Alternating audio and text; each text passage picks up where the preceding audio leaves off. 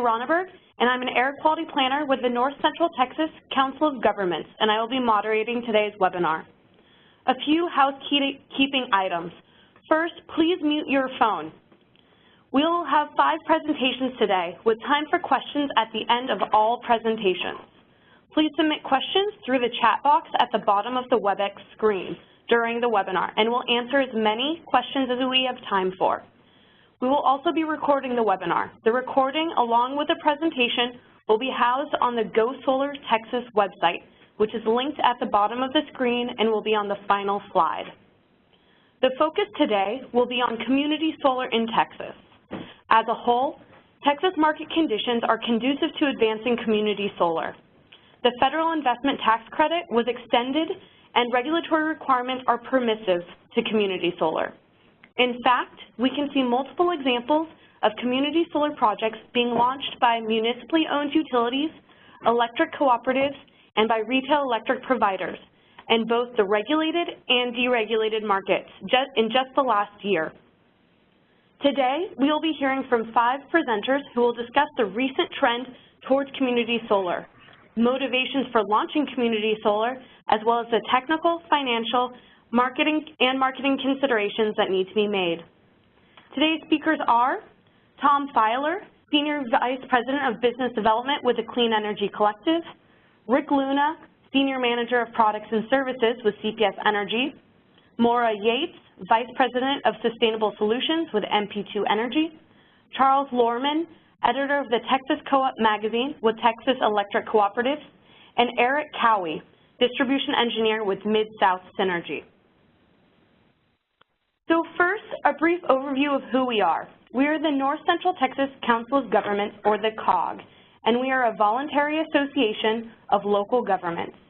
We are one of 24 COGs in Texas, and our main function is to transcend jurisdictional boundaries to promote sound development and facilitate cooperation among our member governments. So why is COG interested in solar? To the right of the screen, you can see that Texas is blessed with considerable solar energy potential. Part of our goal is to help the region and the state reach various environmental goals, such as improving air quality by using zero-emission energy sources, such as solar. The COG has expanded our involvement from an effort in solar from an effort called Solar Ready 2 program that we worked on through the Department of Energy's Sunshot Initiative to a statewide effort where we're working with the State Energy Conservation Office, SECO. With this effort, we are performing various tasks through the end of August 2016 as listed on this slide, including outreach and trainings such as this webinar. The goal of this project is to encourage public and private groups to expand access to solar energy systems across the state. Our first speaker today is Tom Filer with Clean Energy Collective. Tom Filer is Senior Vice President of Business Development at Clean Energy Collective. Mr. Filer has more than 25 years of experience in energy product development, business development and sales, energy and utility policy, and regulatory affairs. Prior to joining CEC, Mr. Filer held senior management positions at Aqueon Energy, American Superconductor, and Clipper Wind Power. Tom, it's all yours. Thank you very much, and thank you very much for the invitation to participate this morning. I was asked to comment on the context, history, and sort of the important attributes of community solar, and to do so in less than 8 minutes, so I will do my best. This here is a picture of the first community solar project. It was built in the town of El Jebel in Colorado, up in the beautiful Roaring Fork Valley between the towns of Glenwood Springs and Aspen. It started out, the first community solar project really started out from a housing development. A real estate developer who later founded Clean Energy Collective was building some homes and wanted to do this development with sort of, one of the things he wanted to do was do sort of net zero energy. And the way he wanted to do that was put solar on the roof of all the houses he was building, and quickly discovered the limitations of rooftop solar. Roof orientation, angle, size, shading from trees, all that sort of thing. So the conventional approach would have been to change the architecture of the homes, line them up in rows, cut down trees, et cetera. And instead he came up with a novel idea, which has now become known as community solar. And that was, he proposed the idea of building a central array. So rather than putting solar panels on each roof, building a central array, and took that idea to the local utility Holy Cross Energy, which serves, it's a 55,000 member-owned co-op, which serves a lot of mountain communities in Colorado, and proposed to them the idea of building a central array, of selling the panels in that array to each homeowner in the development, selling the output of that array to Holy Cross, and then having Holy Cross credit back to the bill of each of participating homeowners their allocation of the energy that was produced from that array. And they sort of quickly discovered that there were sort of lots of hurdles and obstacles in doing this. The good news for the rest of us is that those issues have not only been solved but have been replicated many times. We've now done 40 projects in 12 states with 27 utility partners. We have 23 projects entering construction. The punchline of all this is that this is an industry, community solar is an industry which is going to scale.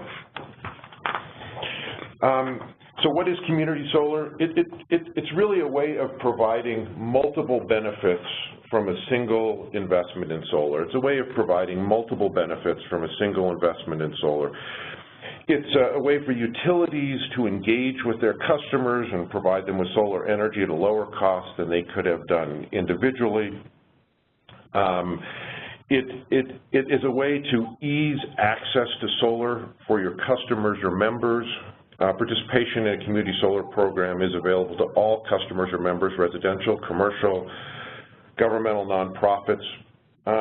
For utilities, it provides the ability to implement solar in a way that the utility can control the resource. You can place it on the grid where you want it in a way that it can support and strengthen the grid, rather than compromise it. And it's a way to establish new partnerships with the community. It's worth pausing for a moment and talking about access to solar. There's sort of several dimensions to this dynamic. The first is shown on this graphic, which is sort of a physical look at solar. How many households own their homes? How many live in states with net metering laws? How many have sufficient credit, et cetera? There's another dimension, of course, which is an economic and political dimension. That only a small percentage of households can afford the $20,000 investment or so in a solar system. Community solar, on the other hand, can include, in theory, almost all consumers, and it's just showing incredible growth right now, just rapid and dramatic growth. NREL projects that this will be a $30 billion, the National Renewable Energy Lab, NREL, projects that this will be a $30 billion industry in the next 4 years. It's growing dramatically. There's 120 community solar projects that are online from just 6 years ago. There's 14 states right now with community solar legislation, 10 in progress. 50 utilities by our count have announced community solar goals. As I mentioned at the beginning, multiple benefits from single investments. It's important to sort of stop and think about some of the benefits to the utilities. Two in particular. The right graphic here shows the results of some analysis done by PG&E in California on changing the orientation of the array from south to west-southwest to better align with the solar generation with the system's load profile and peak loads. Something you can do with a solar array which you can't do with rooftop solar. On the left graphic here shows the advantages of solar tracking. again, something you can do with a central array to increase productivity and lower costs. The increase in production, obviously, is worth more than the increased cost to put on a mechanical tracking system. You know, one of the things that we read about almost on a daily basis is how to better engage with our customers, not just in the utility industry, of course, but in all customer-facing businesses. And I know that we're running out of time here, but I want to quickly mention sort of two things. First is that the business model in community solar is changing and expanding from community solar projects where the customer purchased the panels and received credits for their allocation of that production, to now include something we call a pay-as-you-go model, where a customer receives a discount on their electricity purchases from a community solar project with no upfront payment. It sort of mimics the solar lease business model used by SolarCity, Sunrun, SunEdison, and others. So, for instance, a customer in a pay-as-you-go project would purchase credits from a community solar project at, say, 10 cents. They would pay for those community solar credits, say 9 cents, and would receive a 10%, so the 10% discount on what they otherwise would have been doing.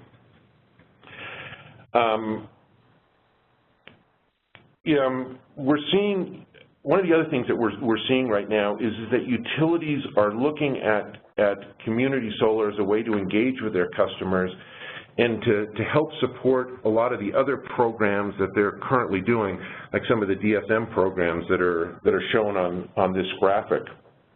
They're also, we're working with two utilities right now, and specifically, that are looking at community solar as a way to engage more effectively with their low-income customers. Particularly, these two utilities have very high costs associated with supporting low income.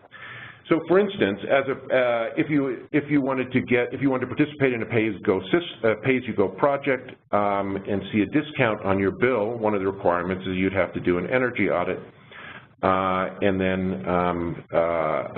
and then use the results of that energy audit to reduce the electricity usage of those low-income people at the same time that you're lowering their bills.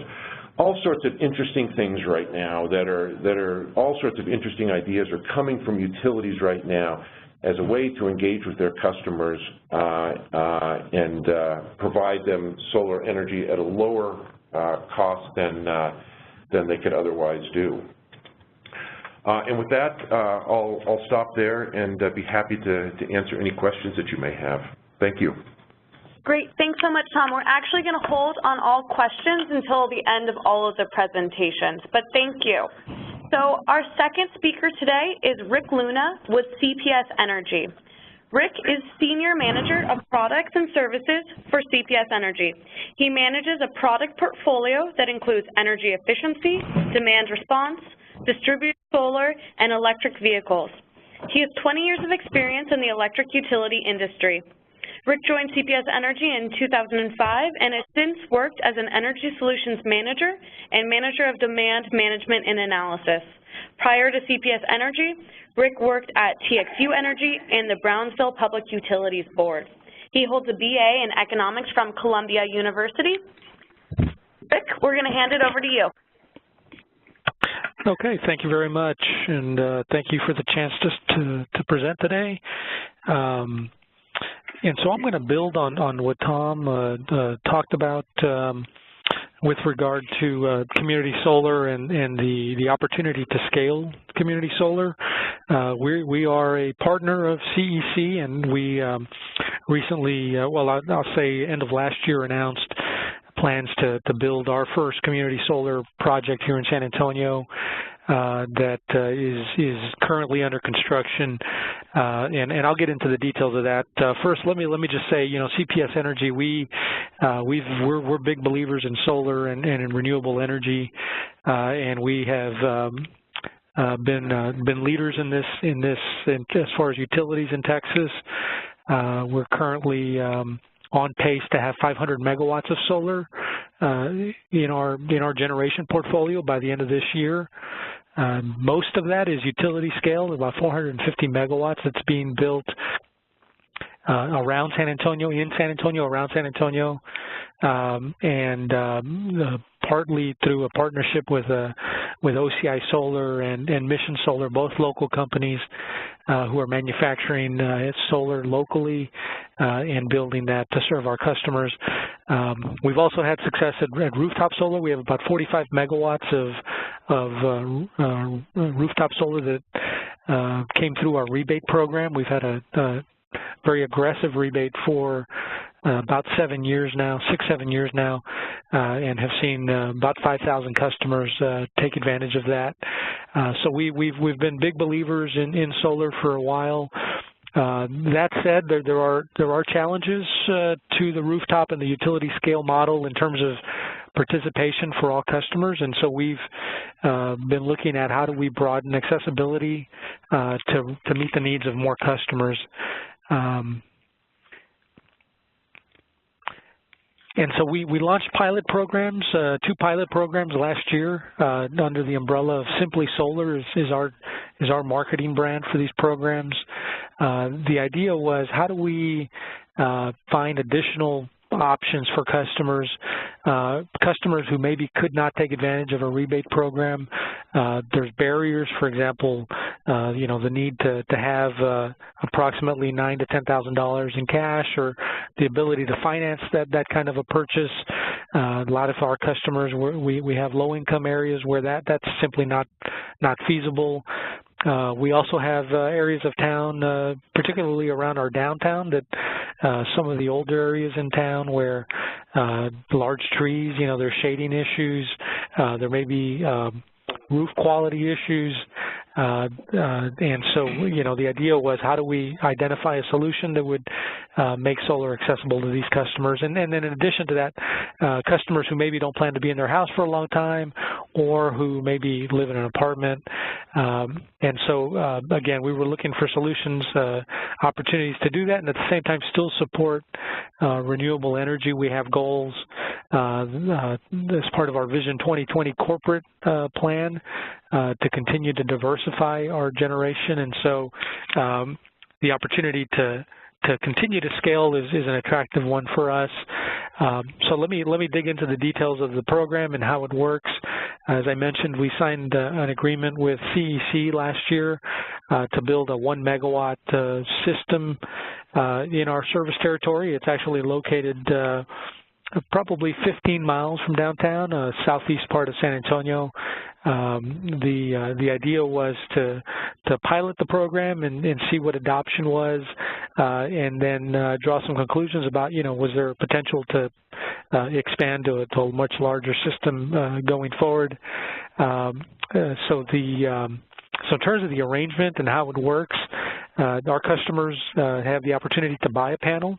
They can buy as few as 1, or they can buy as many as it takes to serve, I believe it was 120% of their usage is the benchmark we used as the upper limit. And so they purchased the panel up front from CEC. Cost is approximately $200. That's after the ITC credit and CPS rebate that we're providing. The customer then has will earn credits on that panel based on production of around $25 a year. That's an estimate based on kind of average production, and that's good for 25 years. So the payback is roughly 8 to 9 years. So it's certainly, I think, an attractive option. Talking to customers, so far, I think many of them view it as an investment that eventually, puts them in a positive situation where they've earned their money back, and now they're generating credits on their bill. As I mentioned, the target, it's open to owners, but it's open to renters, open to commercial or residential customers, or governmental customers, and I'll talk about that in a minute. That's actually been one of the early successes, has been with government customers. The benefits, nothing on your roof, right? No roof required. Customer pays none of the maintenance costs, none of the insurance costs. Those are handled by CEC. So it's really kind of carefree. It's a carefree model, which is attractive to customers. They can live anywhere in our service territory. They can move. And so they can transfer, sell the panels at any time, so long as that new owner has a CPS bill, then that would work.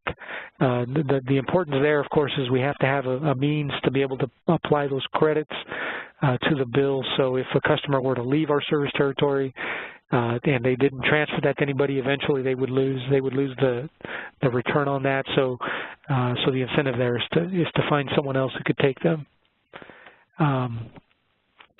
So as I mentioned, we signed the agreement last year. In terms of where we stand today, construction's about 45% complete. It's actually, I think we're a little beyond that.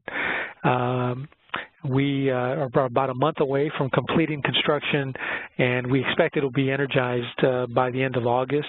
So energized and delivering power to CPS. So we're right close to the end there. We had some delays due to rain. We had quite a bit of rain a few months back, and that slowed things down a little bit, but we've since picked that up. In terms of sales, they have been taking reservations on the panels for some time now.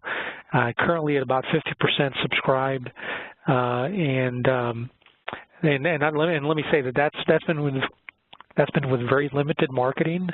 CEC has done some outreach to commercial customers. We've done some publicity around this, but in terms of the aggressive marketing push, that's actually ramping up here in the next couple weeks. So we're confident that it'll be fully subscribed, if not by the time it's built, then shortly right after that.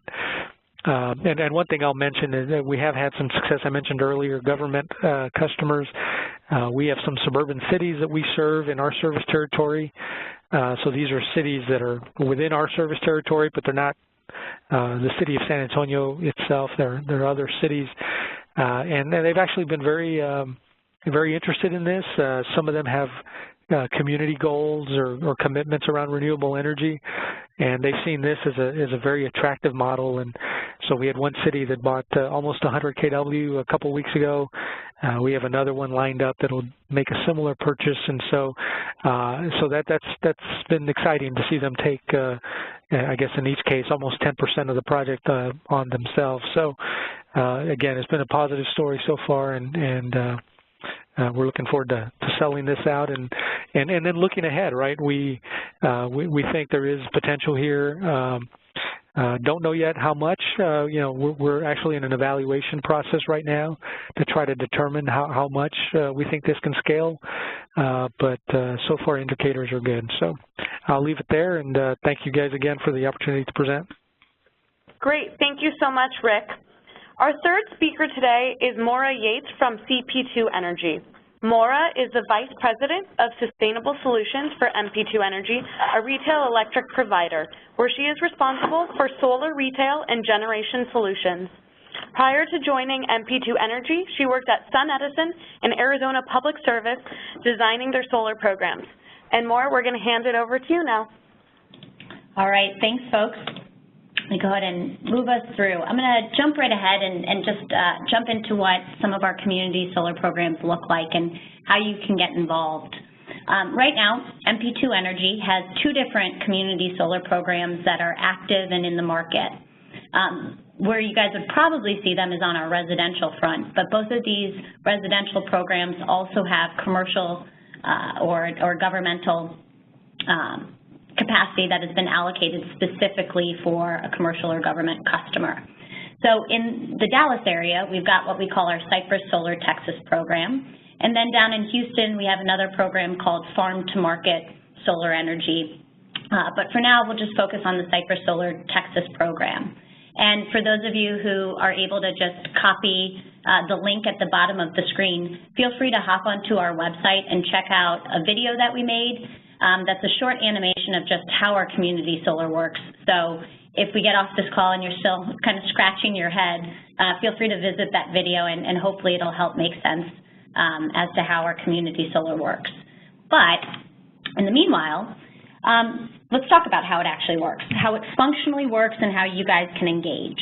So different from how Rick and Tom have described the community solar programs within CPS or at CEC, the community solar program that MP2 Energy offers doesn't require the customer to actually contract for the solar or procure the panels or lease the panels themselves. The way we've designed our community solar programs are so that it's just as simple as when you typically sign up with your retail electricity supplier for your regular electricity contract. So if you typically shop for your power, either you're using a broker or potentially procuring the power on your own, well, anytime you go out to a rep and sign a contract with them, that's what our community solar program is designed to be as simple as.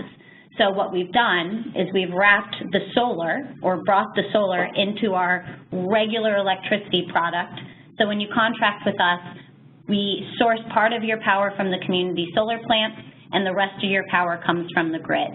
So again, no extra contracts, no extra payment obligations. It's really just as simple as signing a regular old electricity supply contract with MP2. Behind the scenes, what we've done to make that happen is MP2 has directly entered into a contract with a solar developer. In this instance, up in Dallas, it's a solar developer called Cypress Solar, or Cypress Creek, excuse me, and a division of them called Cypress Solar Texas. So MP2 has contracted with Cypress Solar Texas, and we've told Cypress Solar Texas that we'll buy the power, the solar power off that farm. And what we'll do is we'll buy that power on behalf of the customers that we have enrolled in our program. And then we'll take that power that we've bought off that solar farm and we'll source it and provide each of our customers their share of the solar power as part of their regular old electricity contract. So for example, today if your electricity rate is, let's say, you know, $50 or excuse me, 5 cents 5 cents a kilowatt hour, and you know, you have a 2 or 3 year term on that, then when you came to contract with MP2, your supply price would again look very similar to that, you know, 4.5, 5 cent power or wherever the market rates currently are. And the contract behind that would just be a simple old electricity supply contract like you're used to signing. And MP2 in return every month will make sure that a certain portion of your power that is provided to you is sourced off this solar farm that you've contracted to participate in. Apologies for the image there. It does say your home. Again, this is a program that the marketing side has largely been geared to residential customers, but it works exactly the same way for any of your facilities where MP2 stands in between the solar farm and your facility, and we essentially take on all the contractual obligations associated with the solar. And in return, just ask you to sign a retail supply contract with us for anywhere from 2 to 10 years, depending on how long you want to hedge your the rest of your power. So specifically for government customers, we have the ability to say, let's lock your power for not just a 2 or a 3 year term. We can go ahead and lock your power for 10 years, and as part of that 10-year power lock, we can also source some of it from solar. And the icing on the cake of all this is we can do that all at the market price without having to add a premium in there. So functionally, again, I probably sound like a broken record, but functionally it's designed to be just as easy as buying power today. You just happen to be getting power from a different specific electricity resource as opposed to us just going to the market and buying power from you, not knowing where the power is generated. Moving forward, just to kind of get an idea of how we do that, when I say that we are bringing the power in and providing or sourcing it to you guys as part of your existing supply contract, you can take a look at the image at the bottom. When you look at the stuff on the light brown color, that's all the other power that MP2 supplies. And then all the dark brown underneath the dotted line is what MP2 procures on your behalf from the solar farm and then sources to you on a daily basis. So picture it, to oversimplify it, essentially we buy and source your daytime power from the solar, and your nighttime power we source from the grid, and that could be, in this instance, we actually buy all renewable energy for the rest of those off-peak hours, and in return, you get one single price for all of that power, including the solar and the non-solar power. Some other exciting things about our assets, because they have such a local focus, they really are located in the area. So our first project with Cypress Creek is located in Walnut Springs, Texas. There are other planned projects that are being deployed all around the greater Dallas area as well. Our partners are very open to locating their projects in areas that are close to where the power will be sold. So one thing that we've had a lot of success with is working with municipalities to not only provide the solar to the municipal institutions, but also potentially locate the solar in the same community as the government institution. And finally, we do like to create an actual community around the community solar assets. So our partners are really good about throwing events like barbecues and just gatherings out at our community solar plants. It's actually pretty neat. Our one in Houston, there's a beekeeping farm out at our community solar facility, and they source and produce honey and also host beekeeping classes out there. So pretty neat to get the whole community involved on multiple levels. To wrap it up, just a look at the specific asset that we were discussing. This is the Walnut Springs asset. It's about a 5-megawatt asset located in Walnut Springs, Texas. The retail hedge terms or the contract terms that I was mentioning range anywhere from 1 month to the 120 months, which is the 10-year mark. The 1 month is typically reserved more for a residential customer, but there are ways to do really short-term offtakes for a government institution if you guys were to need a shorter term. And finally, just the highlights on that. Like I mentioned, we have other projects coming out with Cypress Creek, so this is the first of a portfolio of community solar assets we'll be building with them. This first one, the construction has already begun, and they should be online in Walnut Springs by the end of by the end of by the end of this August. And then after that's completed, we'll move on to building the next asset, and the location for that one is again in the Dallas area. The only unique thing that we do require for our Cypress Solar program is that whatever load is off-taking from it, or whoever we are ultimately selling this power to, that they be located in what's called the ERCOT North load zone. Again, that's relatively the greater Dallas area, and I believe it goes as far west as Abilene, but I can check back with you guys on that one. And aside from that, to get started, it's really just as simple as saying, hey, I'm interested in getting my retail supply hedged out, and I have an interest in solar, and we can just take it from there and come up with a retail price quote similar to how you would get your traditional retail supply quoted. And with that, that is all of it from MP2. Perfect. Thank you so much, Maura. Our fourth presenter today is Charles Lorman from Texas Electric Cooperatives. Charles serves as the editor of Texas Co-op Power magazine, a monthly publication that reaches 1.3 million electric co-op members across Texas. Before moving to Texas Co-op Power, Charles was editor-in-chief and publisher of the Texas Highways magazine. Charles, we're going to hand it over to you. Good afternoon, and thanks for letting me join in and tell the co-op story here. Let's see here.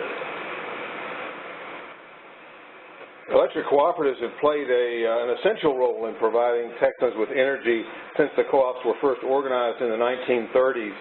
The oldest co-op in Texas, which is in fact the oldest in the country, is Bartlett Electric Cooperative in Central Texas, which was organized in 1936. Texas Electric Cooperatives, TEC, the statewide association representing co-ops, was organized in 1941. So with co-ops building on the 75-year history in Texas energy, the history is important because co-ops are member-owned, and like other well-known cooperatives, REI, Sunkist, Ace Hardware, they pride themselves on responsive customer service and keeping customer or member-directed decision-making in the forefront. It also means that each co-op is managed with local members' needs and interests at heart. TEC now represents 75 electric co-ops in Texas with almost 3 million members. Texas Co-op Power goes to 1.3 million members of 61 cooperatives. And then for the national perspective, there are 905 co-ops in 47 states serving 42 million members. So that context helps you understand how they approach solar projects, because they are following member interest at each individual co-op, and there is a significant variation in solar needs across the state. So as they meet member needs and satisfy member interests, one of the goals is to provide meaningful and consistent information. The folks who run the co-op strive to help all members make good decisions so the overall system is successful and sustainable.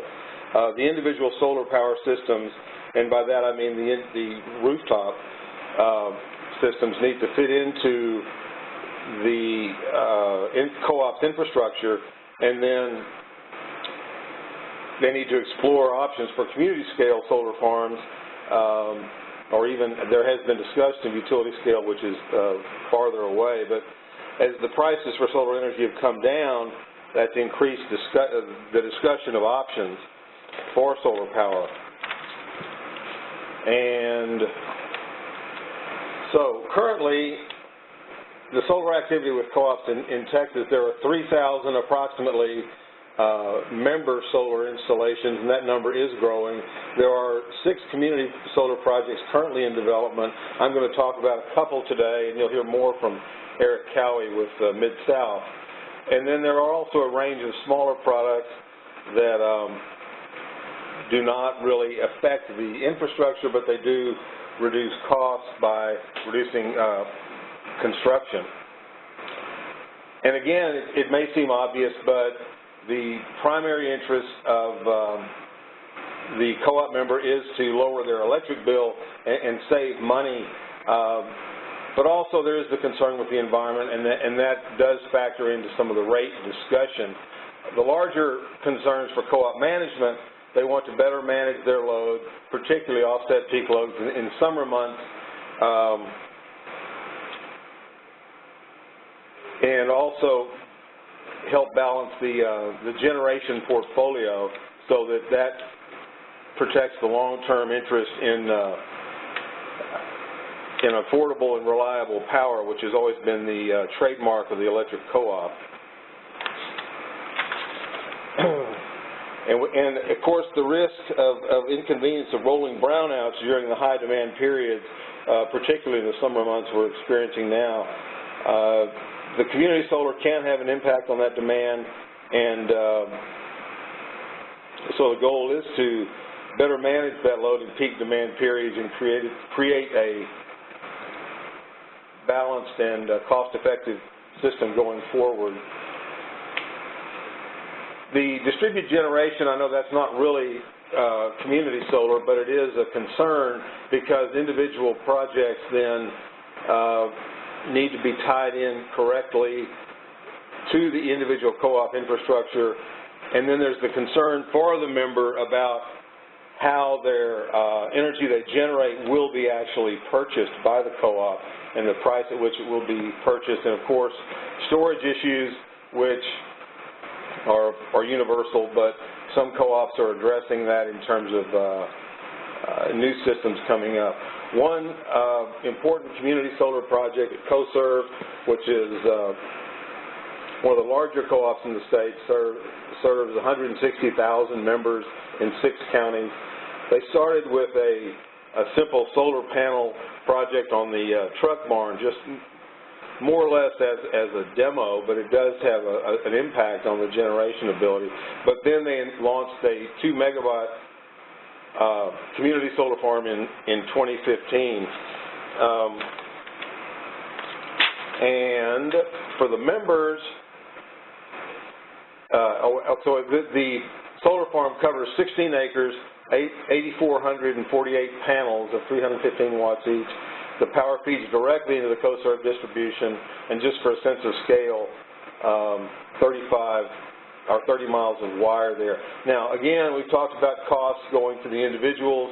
For the members to take part in this, there are no upfront costs, no contract, no lease or a cancellation fee, and the cost is comparable to standard rates.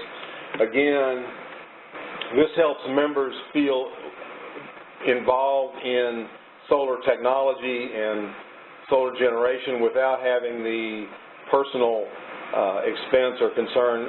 There have been discussions about the appropriateness of certain rooftop installations and the cost of those as well. Here's a quick video of that. Just takes about 30 seconds.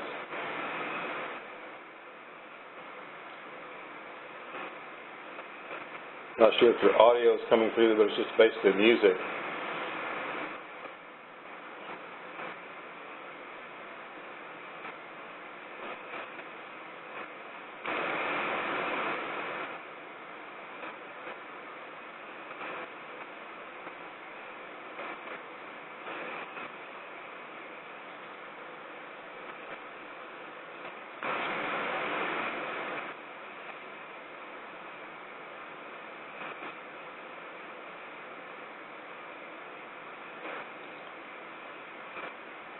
So another one, which you'll hear more about shortly, Mid-South Synergy, headquartered in Navasota,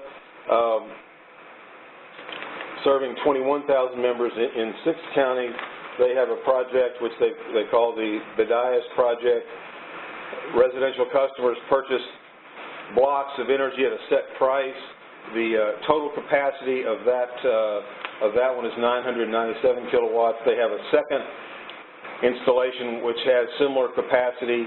And again, for members, the benefit of reducing the carbon footprint and depending on guaranteed pricing. Pedernales, again, the largest co-op in the state, one of the largest in the country probably, maybe this number 2 now, but it has long been the largest. They have a loan program called the Empower Loan Program to help members purchase both solar capacity and battery technology. They do have the net metering, and one of their activities, which has been a very useful in building engagement and with the community, is the annual solar tour, which is, I think they have 4 this year, but it's member-owned systems that are actually operating. It's this October on a Saturday, so it's a partnership with the Texas Solar Energy Society, and it's actually accompanied by a little trade fair where members can actually get hands-on, first-hand experience with local installers. So it's an approved set of installers who they can trust and rely on, which is an important part of that. Currently, among the solar projects in development, there are about 6 of different scales, and the solar capacity is for lease, or they have loan and rebate options as well. The range of capacity from 100 kilowatts to 1 megawatt. And then here, for more information, NRECA, which is the National Association, also contact local co-ops, the Texas Solar Energy Society, SEPA, the Smart Electric Power Alliance, and then, of course, if you'd like to send us an email, we welcome that as well. So thank you. Great. Thank you so much, Charles. Our 5th and last speaker is Eric Cowie from Mid-South Energy. Eric is the distribution engineer at Mid-South, where he has worked for almost 12 years in various roles within the engineering metering department. He graduated from Texas A&M University with a bachelor's in science and civil engineering degree. Eric, I'm going to hand it over to you. Thank you. I appreciate being asked to be on here and give you a little understanding of Mid-South and where we are. Mid-South's a distribution and electric cooperative with roughly 28,000 meters, 3,000 miles of line. As Charles has stated, we serve in 6 counties. We're about 130 employees. During the time of the 2 community solar projects that we're wrapping up, we had 2 people in engineering, myself being one of them. We have multiple for-profit subsidiaries that gets into, we have a water, a wastewater, internet. We're an interesting perspective from the transmission side. We don't own any transmission. Our G&T is a ERCOT-based G&T out of Waco. However, we actually get served from both the ERCOT transmission and the CERC transmission in the MISO market. So we actually have 2 different grids that we straddle. Our Synergy Solar program is what we called our community solar project. It's in the northwest corner of our system, as you can see in that map. One click at a time. So we spent about 3 years going around the U.S. and viewing different sites and getting lessons learned from other cooperatives and even a couple that weren't cooperatives. We spent about a year coordinating, executing finances, legals, contracts, engineering, picking the location. On the location, we could do a whole nother webinar on just how to pick the right location. There's a lot more that goes into it other than the cost of land or the availability. The engineering side, we actually picked this particular site. You can see in that picture the transmission lines run across the bottom part of our Phase 2 project. And just south of this picture sits our substation.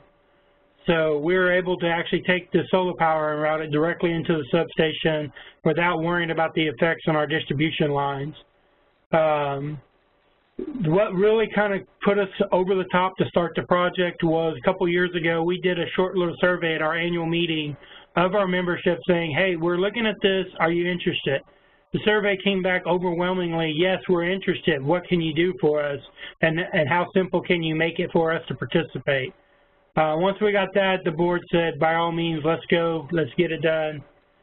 Within a year, we were able to start the first project, which is in the very back of the picture.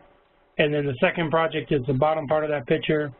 Little specifics, it was roughly 6 months for each project so far. Project 2 is going on to 7 months now. They're both identical 997 kW. The size of the system is just as important as the location in some aspects. Once you cross that 1 megawatt in the ERCOT system, you're required to register as a generation. We don't have the manpower internally to deal with the registration and the continued documentation. Being a distribution-only cooperative, we never had that responsibility, and we chose to stay below that 1 megawatt threshold because of that. We did do the single-axis tracker like they were showing you earlier. It kind of broadens your production curve so you can maximize that. We had 2 different panels that were selected for our projects. The 310-watt panel was selected originally. There were some complications getting the UL listings, which was a requirement. We actually ended up having to run a dedicated ground wire along the back of the panel. And as anybody in the utility world knows, you don't want to show people copper wire on the back of anything. So when we did project 2, we told them that that was not an acceptable design. So they actually had to change panels to find one that was UL listed, that could use what they called an integrated ground through the actual clamp mechanism that held it to the tracker. Both projects are powered with the ABB Trio inverters. We did use a 1,000 kVA pad mount transformer to step it up to 25 kV. We had some issues with heating early on. We've involved the manufacturer of the transformer. He did some analysis. Since then, we've actually put in a transformer tracking temperature monitor, partial discharge monitor system that will actually help us track the heat on those transformers. They were about 7 to 8 acres apiece. You can see that they've been producing, if you look at the average monthly about 175,000 kilowatt hours a month on phase one, on project one. Project two is a little less, but that's mainly because we haven't got it fully up and functioning. We're still finishing out minor punch list items, even this week actually. So hopefully next week that project two will actually be complete. Give you kind of an idea of the construction. My time-lapse video is a lot longer than the CoServe one. Mine's about 3 minutes, and that's way too much of my 8 minutes time to waste on a video. But if you want to see it, we do have one.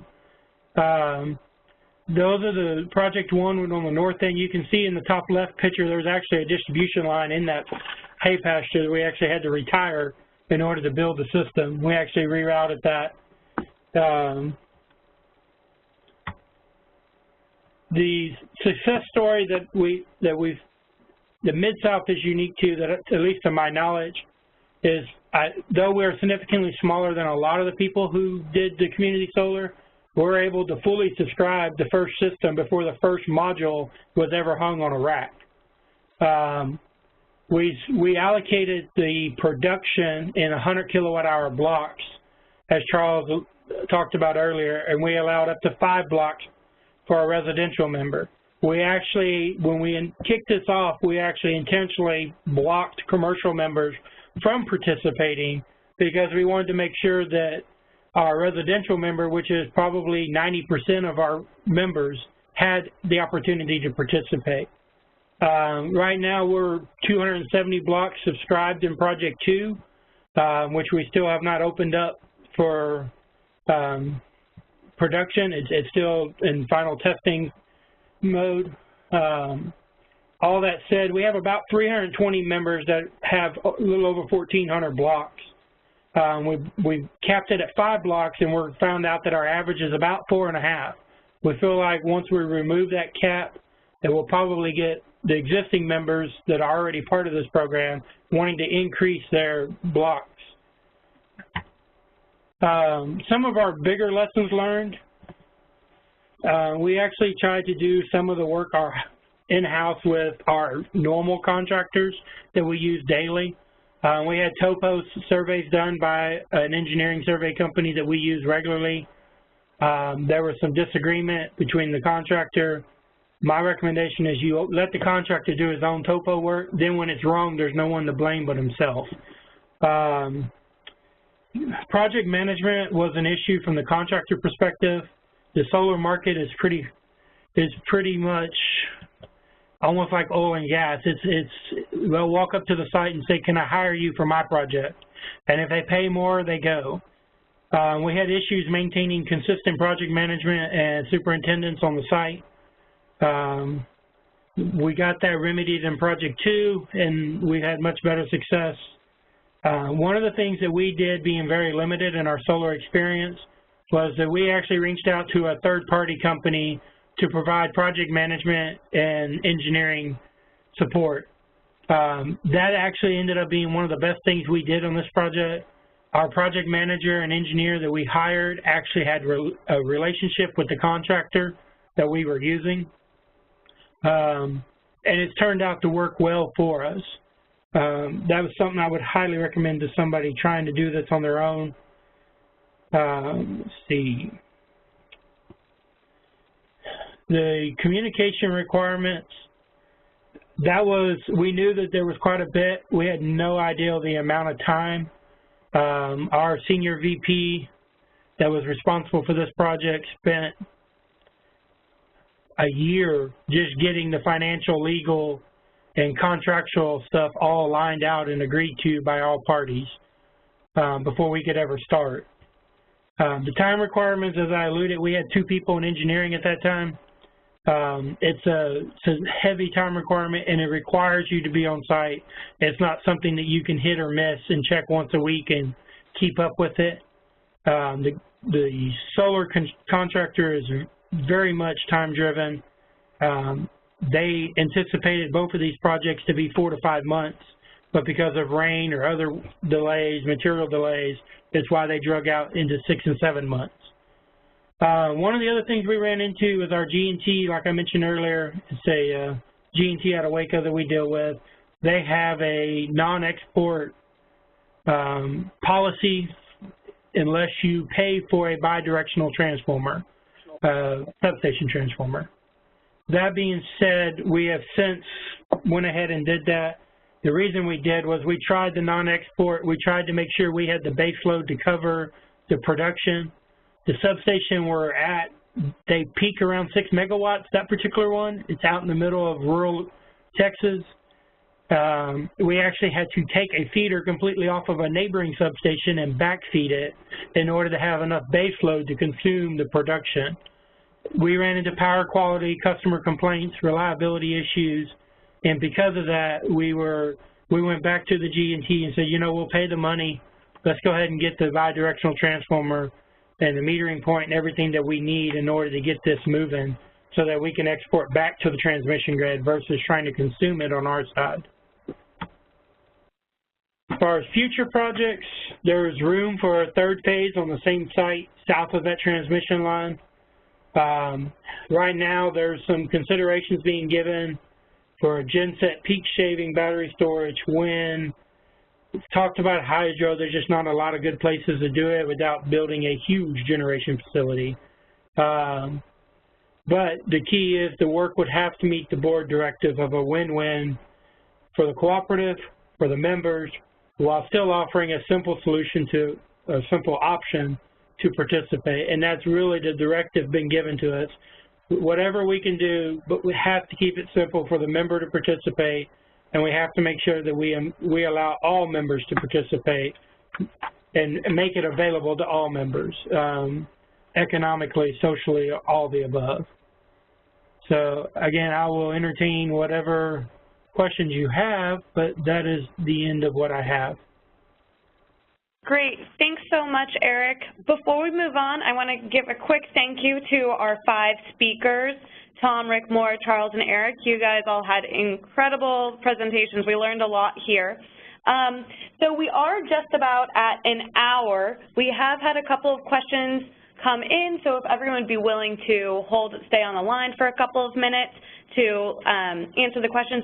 Otherwise, if you need to log off, feel free. We do have 2 questions at the end of the presentation that you'll see when you exit WebEx, and we'd really appreciate if you would complete these 2 answers for us.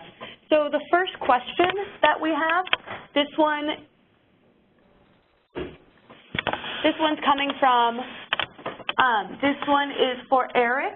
And the question is, are we seeing growth in battery storage? There is quite a bit of market growth in the battery storage. We looked at one several years ago that's based out of Austin, and they have deployed a system in Hawaii, I believe it was. But the big question is, what is Tesla going to do to the battery market? And are they going to get to a point that large-scale deployment is feasible? And is his technology going to outpace the rest of them? I am not an expert in battery storage, I will be happy to admit. But yes, like every other technology, I do believe that it's going to continue to advance till it gets to a point that its economics play out, whether it's supported by government funding to make the economics work, or if it's just the actual industry itself. Okay, great. Thank you, Eric. We have another question that's for Rick at CPS Energy. With the inclusion of solar-ready definitions and provisions in the 2015 International Residential Building Codes, is CPS Energy considering promotion and or incentives to home builders to build solar-ready homes? Well, not beyond the rebate that we already offer, which is pretty attractive. That is available for new construction. We do have some home builders who will include solar as part of the, for the entire neighborhood or as part of a package, and so those are eligible for a rebate today. Okay, great. Thank you, Rick. We actually have one more for Rick here. Rick, I wanted to ask, on one of your slides, you had that customers buy the panels for about $200 each after the ITC and the CPS rebate.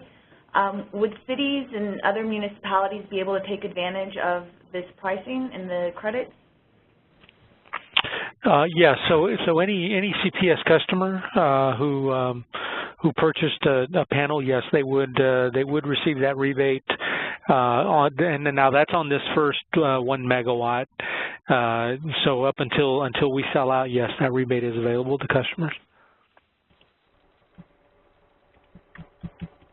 And then we have another question that we're going to open up to any of the presenters, and it is, are there any mixed wind solar farms in North Texas or urban inner city projects? This is Mara from MP2 Energy. I can speak to a recent announcement that was made regarding Fort Hood. Fort Hood and the Department of Defense will be deploying the largest wind solar integrated project that I believe Department of Defense has ever built. And that project should be online by the end of this year.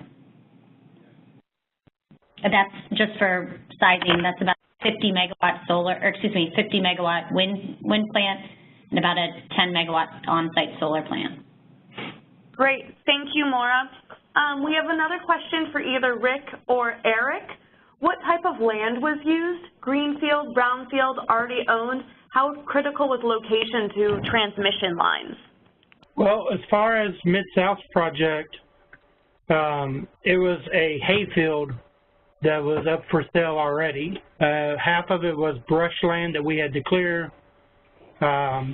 We intentionally left the grass, as you can see, for the most part. We did not clear cut it and level it all out. It is as natural as we could leave it. For us, access to the substation and transmission was a priority. When you only have 6 megawatts of load in that general area, your feeders are not big enough to support 2 megawatts basically of solar production that we have on that site now. So we would not be able to consume the power on our own, and then we would have to worry about the voltage controls and low frequency ride-throughs and all those other issues that you get when you have more production than you do consumption. So for us, it was a priority to get close to a transmission and to be able to get access to it. Great, thank you. That, unfortunately, is the end of our time for questions, but if you would like to submit more questions, we'll make sure that they get to the relevant speaker. So we hope you enjoyed this webinar. Later this summer, on July 27th, we'll be hosting our last webinar, which will be on the topic of putting underutilized land to work for solar, when we will discuss using brownfields, greenfields, other land for solar. And so I want to thank you for joining us today. Today's presentations, the slide and recording, will be located on our website, gosolartexas.org. Please stick around to answer 2 quick survey questions. The first will ask if you're willing to donate the time you spent on this webinar as an in-kind match for the grant, and you can do this if your work isn't funded by federal dollars. And the second will ask you how many people are watching this webinar with you. Thank you for taking the time to complete these questions, and the webinar is now over.